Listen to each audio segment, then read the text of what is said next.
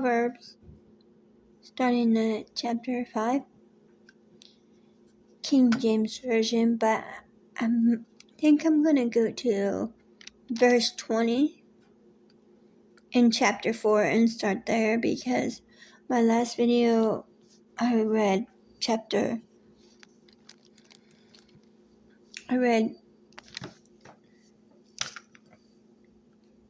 4, but the video cut out. So I'm going to start at verse 20 of chapter 4 and then go straight into chapter 5, if that's okay. That way it flows and we don't miss anything. So this is also going to be a candlelight video. Is that freaky? Okay. I don't want it to look scary. I want it to be nice. I'll have to read by candlelight. So starting at verse 20, going straight into chapter 5, 20 of chapter 4 of Proverbs. My son, attend to my works, incline thine ear unto my sayings. Let them not depart from thine eyes. Keep them in the midst of thine heart. For they are life unto those that find them, and health unto all their flesh. Keep thy heart with all diligence, for out of it are the issues of life.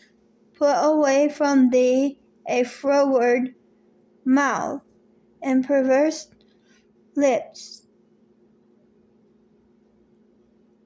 Put far from thee. I knew that was going to happen.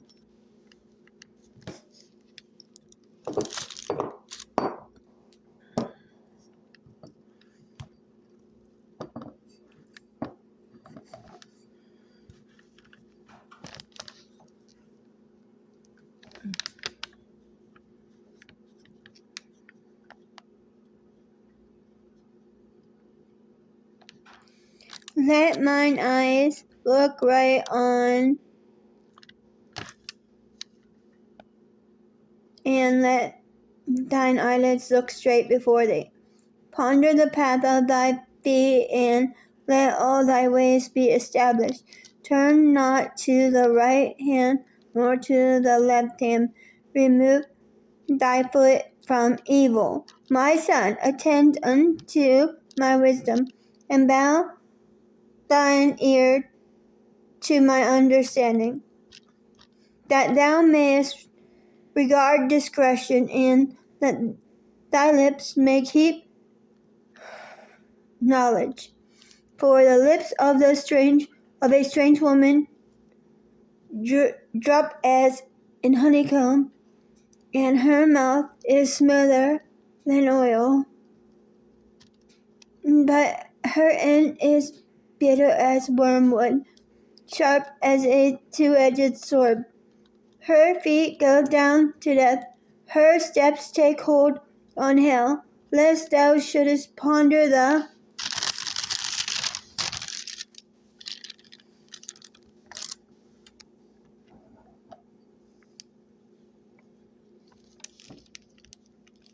path of life. Her ways are movable, that thou canst not know them. Hear me now, therefore, O ye children, depart not from the words of my mouth. Remove thy way far from her, and come not nigh the door of her house, lest thou give thine honor unto others, and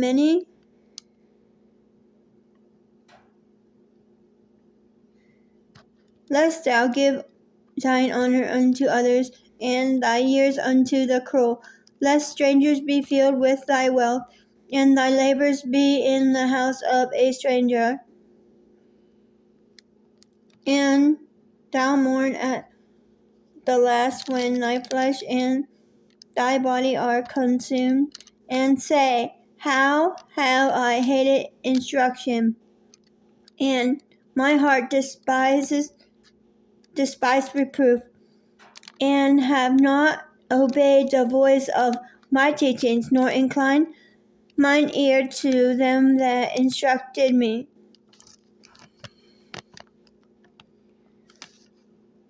I was almost in all evil in the midst of the congregation and assembly, drank waters out of thine own cistern, and running waters out of thine own well. Let thy fountains be dispersed abroad, and rivers of water in the streets. Let them be only thine, and no strangers with thee. Let thy fountains be blessed, and rejoice with the wife of thy youth. Let her be as a loving hind, pleasant roe. Let her breast satisfy thee at all times, and be thou ravished always with her love. And why wilt thou, my son, be ravished with a strange woman, and embrace the bosom of a stranger? For the ways of man are before the eyes of the Lord, and he pondereth all his goings. His own iniquities shall take the wicked himself, and he shall be holden with the cords of his sin. He shall die without instruction, and in the greatness of his folly he shall go astray. My son, this is chapter 6. My son, if thou be surety for thy friend, if thou hast stricken thy hand with a stranger, thou art snared with the words of thy mouth. Thou art taken with the words of thy mouth. Do this now, my son, and deliver thyself when thou art come into the hand of thy friend. Go humble thyself, and make sure thy friend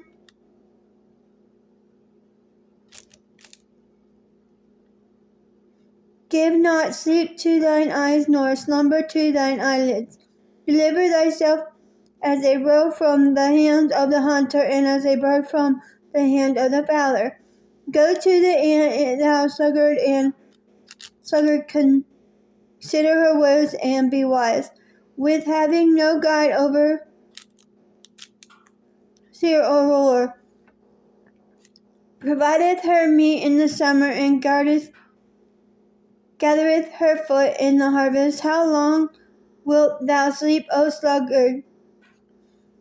When wilt thou arise out of thy sleep? Yet a little sleep, a little slumber, a little folding of the hands to sleep. So shall thy poverty come, as one that travaileth in thy want, as an armed man. A naughty person, a wicked man, walketh with a froward mouth. He winketh with his eyes, he speaketh with his feet, he teacheth with his fingers. Frowardness is in his heart, he devises mischief continually, he soweth discord. Therefore shall his calamity come suddenly. Suddenly shall he be broken without remedy. These 6 things does the Lord hate, yea, 7 are an abomination unto him: a proud look, a lying tongue, and hands that shed innocent blood, and heart that deviseth wicked imagination, feet that be swift in running to mischief, a false witness that speaketh lies, and he that soweth discord among brethren. My son, keep thy father's commandments, and forsake not the law of thy mother. Bind them continually upon thine heart, and tie them about thy neck. When thou goest, it shall lead thee. When thou sleepest, it shall keep thee. And when thou awakest, it shall talk with thee.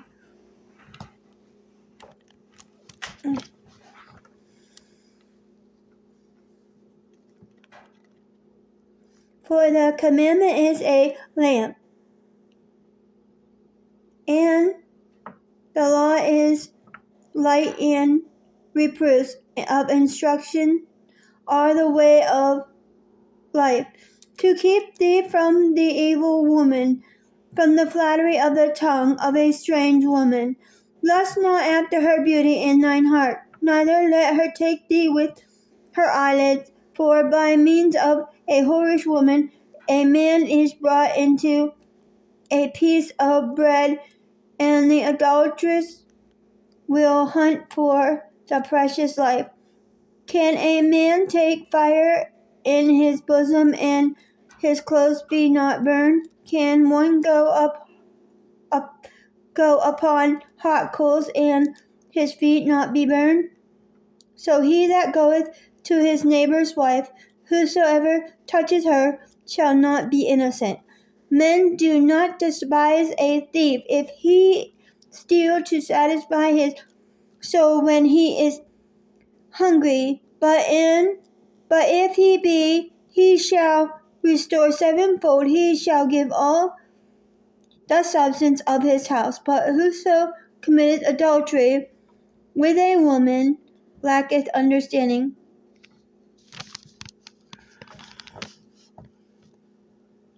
He that doeth it destroyeth his own soul. A wound and dishonor shall he get, and his reproach shall not be wiped away. For jealousy is the rage of a man. Therefore he will not spare in the day of vengeance. He will not regard any ransom, neither will he rest content, though thou givest many gifts.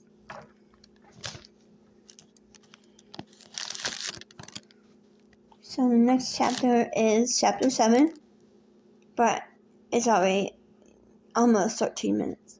So I'm going to stop and read that one next.